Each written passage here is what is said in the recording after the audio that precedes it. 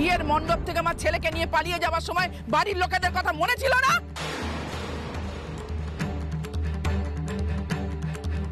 আপনার লাগেনি তো?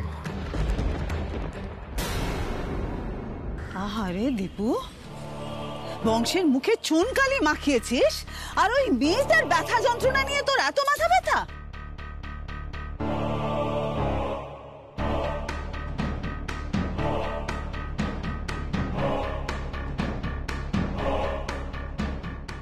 মাসিমণি, আমাকে আমাকে মায়ের সাথে কথা বলতে দাও। দিদি তোর সঙ্গে কথা বলতেই চায় না রে দীপু। কিরে দিদি, তুই তো দীপুর সঙ্গে কথা বলতে চাস না, তাই না? বল। না, চাই না, চাই না, তোর সাথে আমি কথা বলতে চাই না। মা, খবরদার বলছি, জ্যোতি ওকে বলে দে, ও যেন ওকে মা বলে না ডাকে, বলে দেয়। মা, আবার মা বলে ডাকছিস দীপু? তুই তো দিনকে দিন বেহায়া হয়ে যাচ্ছিস, ওই অপুর পরিবারের মতন। তাছাড়া কান কাটাও হয়ে যাচ্ছিস অপুর মতন। বেশ করেছে দিদি, ঠাসি একটা চর মেরেছে, খুব ভালো করেছে। মাসিমণি, অপুর কিন্তু কোনো দোষ নেই, সব দোষ আমার। আমি ওকে পরীক্ষা দিতে নিয়ে গেছিলাম, তাই শাস্তি ওর না। শাস্তি যদি কারোর পেতে হয় তাহলে সেটা আমার পাওয়া উচিত, আমার।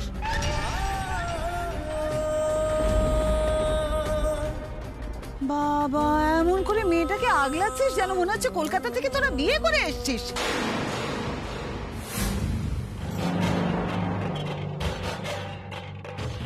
আরে সত্যি সত্যি বিয়ে করে আসিসনি তো?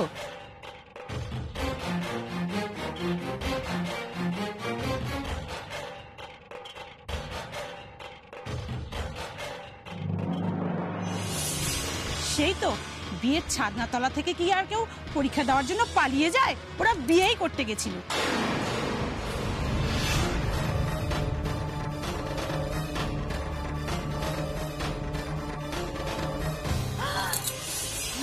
দেখলি দিদি, দেখলি তো, আমার কথা মিললো তো?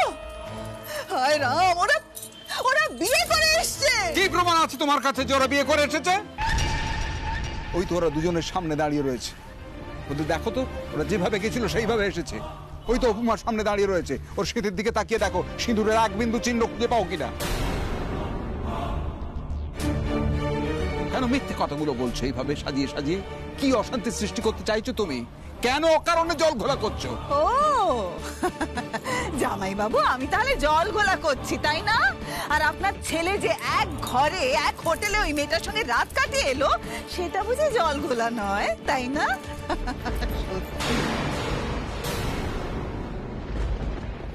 একটা ভদ্র পাড়ার কুমারী মেয়ে শহরের হোটেলের ঘরে একটা ছেলের সঙ্গে রাত কাটিয়ে এলো। সুবীরদা, আমরা এত সহজে কিন্তু এগুলো মেনে নেব না। ছি ছি ছি। অপু, তুই কিন্তু আমার মেয়ের সাথে আর একদম মিশবি না। আপনি কিছু বলুন না দীপু বাবু। দীপু আবার কি বলবে? দীপু কি বলবে? ওকে সাক্ষী করে কোনো লাভ আছে? দীপুর কি বলার মুখ আছে নাকি? বিয়ে করে একটা ঘরে রাত কাটালে অন্য ব্যাপার ছিল, তাহলে আমি বুঝতাম। বিয়ে না করে যেই ছেলে একটা মেয়ের সঙ্গে রাত কাটিয়ে এসছে এক ঘরে এক হোটেলে, সে আবার কি বলবে? হ্যাঁ, কি বলবে সে? চুপ কর, চুপ কর জ্যোতি, চুপ কর। আমি আর এই কথাটা সহ্য করতে পারছি না, সহ্য করতে পারছি না।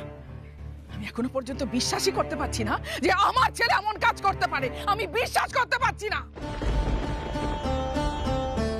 এই ছেলেকে আমি পেটে ধরেছি, এই ছেলেকে পেটে ধরেছি আমি, এই ছেলে জন্ম দিয়েছি। ভাবতে না নিজেকে আমার ঘেন্না করছে, ঘেন্না করছে আমার। মা,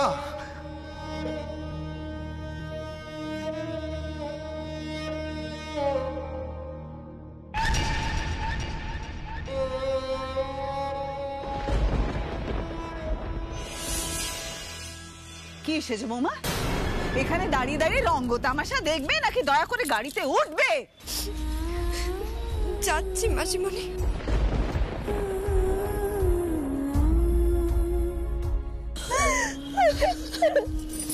দিদিভাই, চলে যাচ্ছিস রে? না, ও শুধু চলে যাচ্ছে না, ও শেষবারের মতন চলে যাচ্ছে। মানে? মানে মানে ওনারা সুপুকে আমাদের সাথে আর কোনো যোগাযোগ রাখতে দেবে না, আর আমাদের বাড়িতেও আসতে দেবে না বলেছে। এসব ঠিক কি বলছিস সর্দা ভাই? এই মেয়ে, দিদির হাত থেকে চড় খাওয়ার পরেও তোমার মুখ থেকে বুলি ফুটছে না? কি পরমা দেবী, সুবীর বাবু, আপনারা মেয়েকে কিভাবে মানুষ করেছেন? এসব কি হচ্ছে নাকি? অপু, অপু তুই এদিকে আয়, আমি তোকে পরে সব বুঝিয়ে বলছি। আয় বলছি।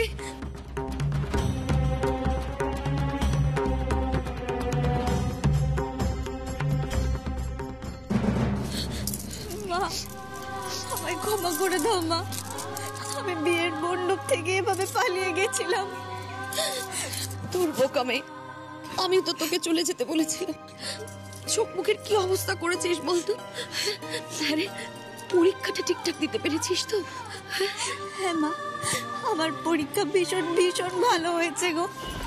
আমার মন বলছে এই চাকরিটা আমি পেয়ে যাব। তুমি দেখো মা, পেয়ে যাবো আমি। আমি জানি আমার মেয়ের উপর আমার অগাধ বিশ্বাস আছে। হ্যাঁ রে মা।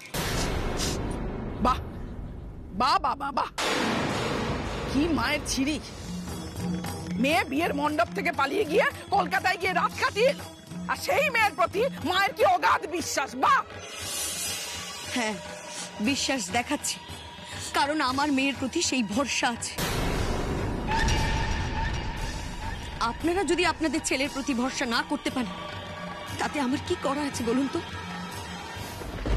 বাবা রে বাবা, দিদি দেখ দেখ, অপুর মায়ের কি চোপা দেখ।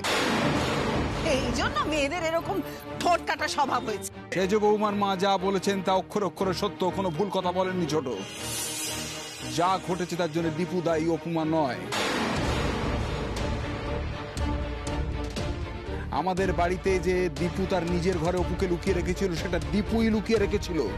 এই যে বিয়ের মণ্ডপ থেকে অপুমাকে পরীক্ষার হলে নিয়ে গেছে, সেটা দীপুই নিয়ে গেছে। এর জন্য জবাবদিহি দীপুকে করতে হবে, অপুকে নয়। বলা চটটা তুমি একটু ভুল গালে মেরেছো, ওটা অপুমার প্রাপ্য ছিল না। যদি চটটা মারলেই ওটা তোমার ছোট পুত্র দীপুর গালে মারা উচিত ছিল।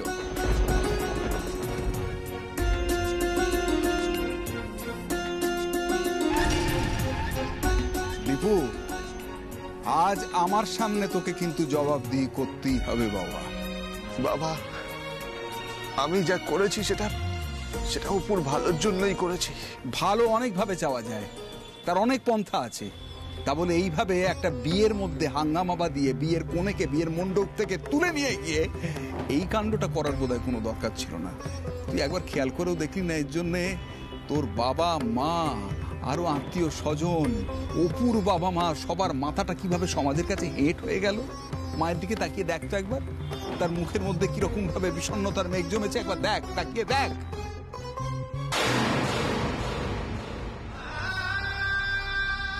মা, মা গো, আমি জানি মা, তোমার আমার উপর অনেক রাগ, ক্ষোভ, অভিমান। মা, তুমি আমার উপর রাগ করো, আমাকে মারো, যা খুশি বলো, কিন্তু আমার সাথে কথা বলো মা। এভাবে মুখ ফিরিয়ে থেকো না মা। অপুর স্বপ্ন পূরণ করতে গিয়ে আমি একটু তোমার অবাধ্য হয়ে গেছি মা, একটু অবাধ্য হয়ে গেছি। বাহ দীপু, তুই তো দারুণ নাটক শিখেছিস রে বাবা। মাকে ভুজুং বাজুং বুঝিয়ে তুই মাকে কি সুন্দর টুপি পরাচ্ছিস।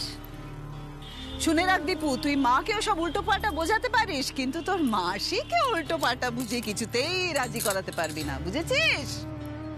মাসিমণি, তোমাকে আমি কিছু বোঝাতেও চাই না। যে মাসি নিজের বোনপোকে দিনের পর দিন ব্ল্যাকমেল করতে পারে, ভয় দেখিয়ে ব্ল্যাকমেল করে তাকে দিয়ে চরম অধর্ম করাতে পারে, তাকে আমি কিছু বোঝাতে চাইও না।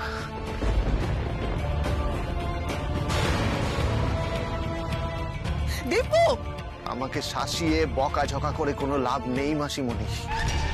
আগের বার ভয় দেখিয়ে যে কাজটা করতে তুমি আমাকে বাধা দিয়েছিলে, সে কাজটা কিন্তু আমি করে ফেলেছি। দীপু, তুই কি বলতে চাইছিস? কি বলতে চাইছিস? বাবা, এখন আমি এর বেশি আর কিছু বলতে পারবো না। মা, মা বাড়ি ফিরে চলো। মা চলো, মা বাড়ি ফিরে চলো। আমার এখানকার কাজ সব শেষ হয়ে গেছে। মা, যে দায়িত্ব আমি পালন করতে চেয়েছিলাম সে দায়িত্ব আমি পালন করেছি। মা, এবার এখানকার কাজ সব শেষ। তুমি বাড়ি ফিরে চলো। মা, ও মা, মা বাড়ি ফিরে চলো না। মা, আমার থেকে এভাবে মুখ ফিরিয়ে থেকো না। আর আমি সহ্য করতে পারছি না। বাড়ি ফিরে চলো না। মা, আমায় ক্ষমা করে দাও। মা, তুমি আমায় ক্ষমা করে দাও। শুধু মায়ের কাছে ক্ষমা চাইলে হবে দীপু? তোর এই বালখিল্যতার জন্যে, তোর এই ছেলে মানুষের জন্যে আজ যে পরিবারটা সমাজের কাছে, মানুষের কাছে সবচেয়ে বেশি অপমানিত, যে মানুষটা আজকে অপমানে অপমানে জর্জরিত হয়ে গেছে, কুঁকড়ে গেছে, সেই মানুষটা সেই সুবীর বাবুর কাছে আগে ক্ষমা চা ক্ষমা।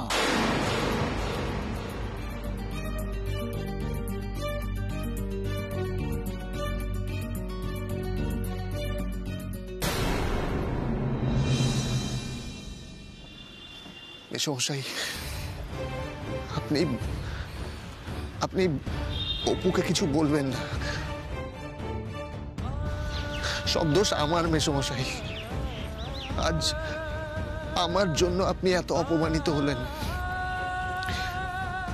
আমায় আপনি ক্ষমা করুন। আপনার অপরাধী আমি। মেশমশাই, আমি আজ আপনার চোখে অপরাধী, সবার চোখে অপরাধী, কিন্তু আপনার মেয়ের কাছে যে অপরাধ আমি করেছিলাম সেই দায়ভার থেকে আমি মুক্তি পেয়েছি।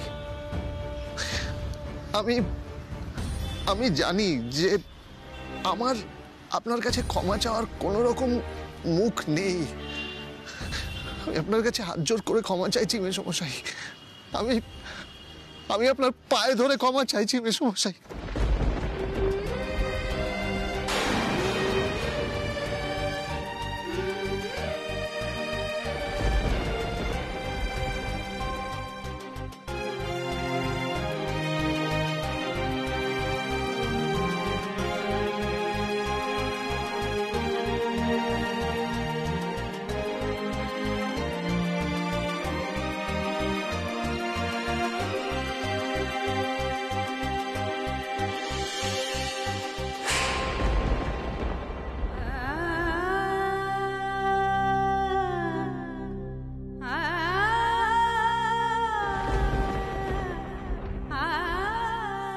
এবারে মেয়েকে ঘরে নিয়ে গিয়ে শাসন করো, লাঠি পেটা করো দরকার হলে।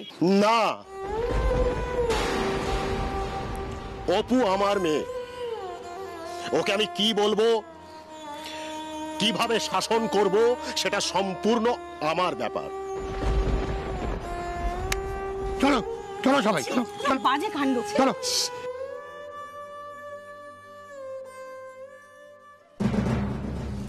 বড়মা, তুমি মেয়েকে নিয়ে ঘরে যাও। যা, ঘরে যা। চলো চল।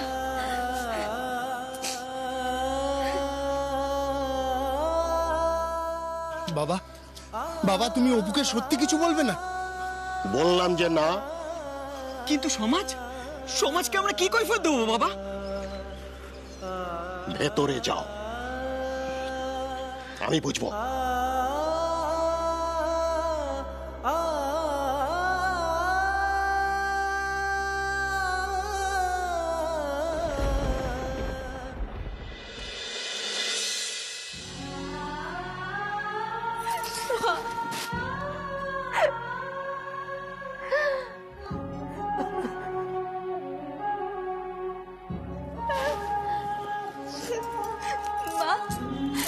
ওনারা কি বলছিলেন গো?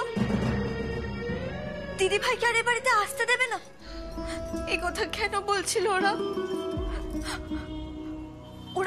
ওরা দিদি ভাইয়ের উপর অত্যাচার করবে না তো? আমার জন্য, আমার দোষে বারবার দিদি ভাইকে ওই বাড়িতে অপমানিত হতে হবে না তো মা? দিদিভাই তো আমার সাথে ঠিক করে কথা পর্যন্ত বললো না গো। কি করে বলবে বলতো মেয়েটা? তো মনের অবস্থাই ভালো নয়। শুভর শাশুড়ি তোকে নিয়ে যেতে চাইছিলেন না, ত্যায্য করবে বলছিলেন। কি বলছো কি মা? হ্যাঁ রে অপু, তোর বাবা ওনার হাতে পায়ে ধরে ওনাকে রাজি করিয়েছেন শুভকে ওই বাড়িতে নিয়ে যাওয়ার জন্য। তবে উনি এই শর্ত দিয়েছেন, শুভ যদি ওই বাড়িতে সংসার করতে চায় তাহলে আমাদের সাথে যোগাযোগ রাখতে পারবে না। কি? না না মা, দরকার হলে আমি ওনার পায়ে ধরে ক্ষমা চেয়ে নেব। আমি ওনাকে বুঝিয়ে বলবো দিদিভাইয়ের কোনো দোষ নেই, ওনারা যাতে দিদিভাইকে কষ্ট না দেয়। তোর বোঝানোতে কি আর উনি শুনবেন? উনি তো ছেলের মা। ছেলের মা হোক বা মেয়ের মা, মা তো মা হয়ে দিদিভাইয়ের কষ্ট বুঝবে না গো। আসলে উনিও দীপু বাবুকে খুব ভালোবাসেন, খুব। আর সেই জন্যই তো দীপু বাবু যেটা করেছেন সেটা উনি কিছুতেই মেনে নিতে পারছেন না। কিন্তু আমার তো শুভটার জন্য চিন্তা হচ্ছে।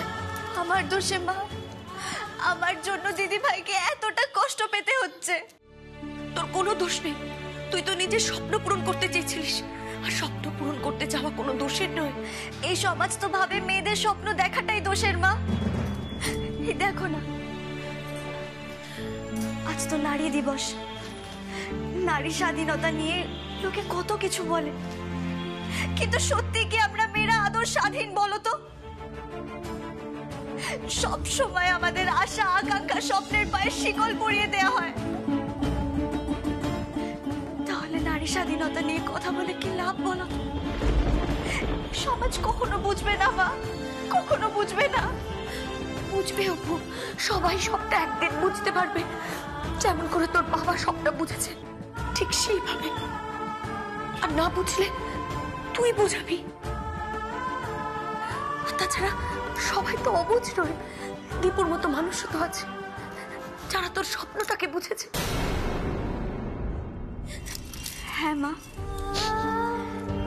দীপু বাবুর জন্যই আমি পরীক্ষাটা দিতে পেরেছি। কিন্তু মা, সবাই যে তোমাদের কত অপমান করছে, কত লোকে কত খারাপ কথা বলছে, সবার মুখ বন্ধ হয়ে যাবে। সবার মুখ বন্ধ হয়ে যাবে তুই যখন চাকরিটা পাবি, দেখিস। তুই তো বললি তুই খুব ভালো পরীক্ষা দিয়েছিস, তাই না? হ্যাঁ মা, আমি সত্যি খুব ভালো পরীক্ষা দিয়েছি।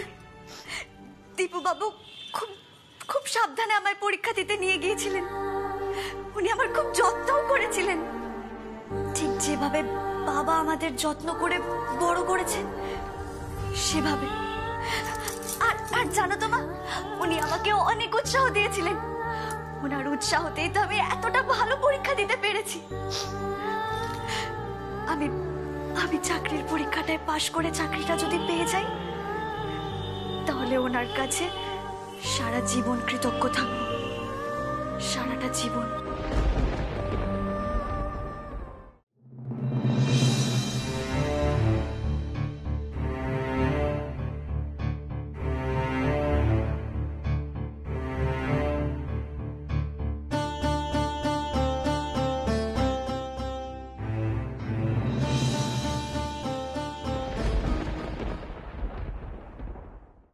কিরে দীপু, আমার চোখের দিকে তাকিয়ে তুই বল, কেন কথা বলতে পারছিস না বল?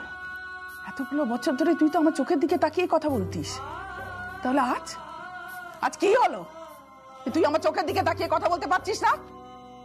কেন কথা বলতে পারছিস না তুই বল, কেন পারছিস না? তার মানে তুই মনে মনে জানিস, যে তুই অন্যায় করেছিস।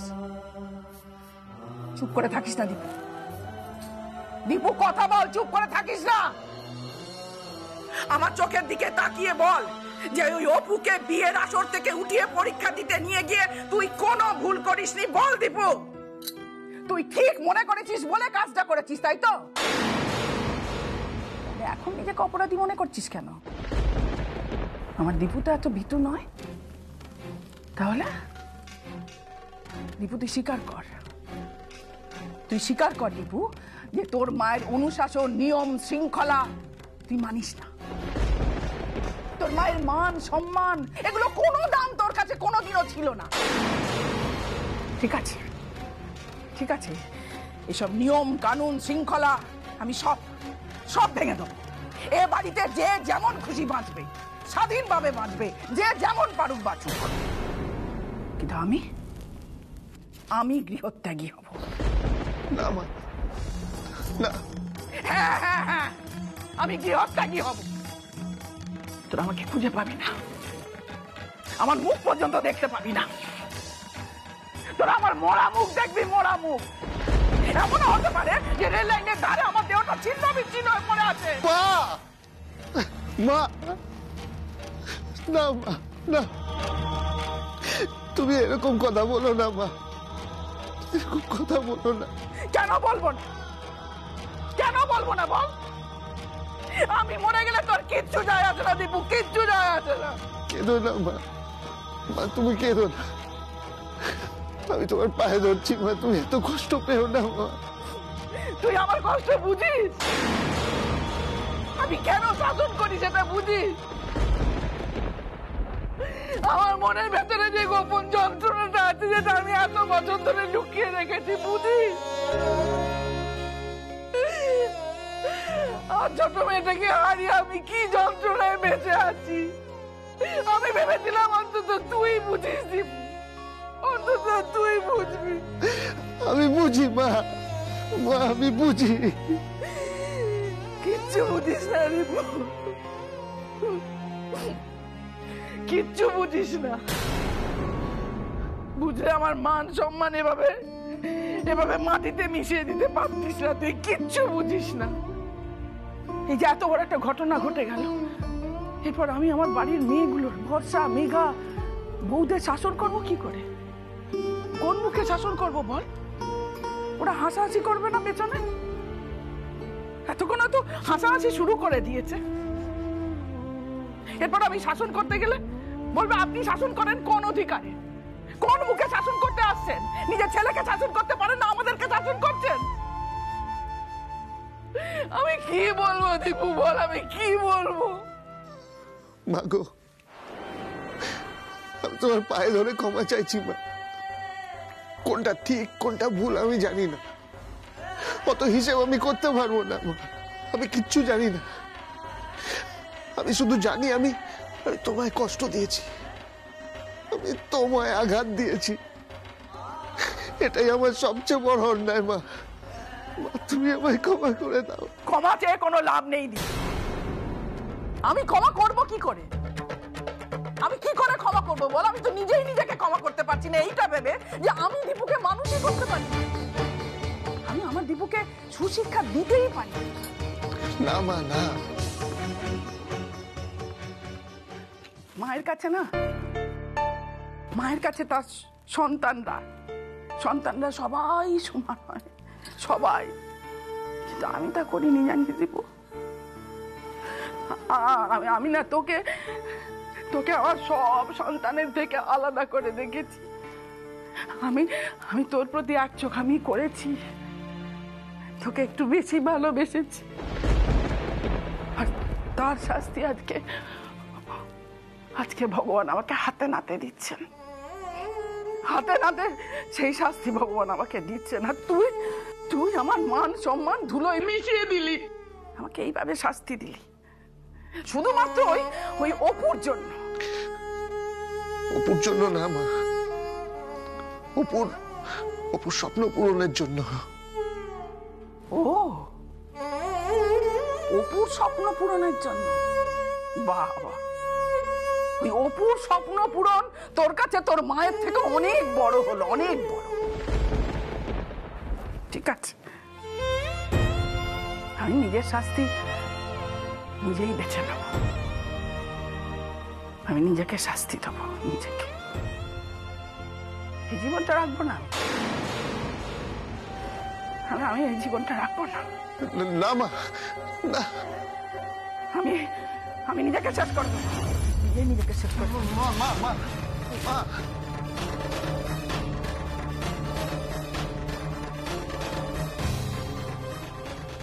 মা মা মা শোনো। একদম আসবি না, একদম আমার কাছে আসবি না, একদম একদম না।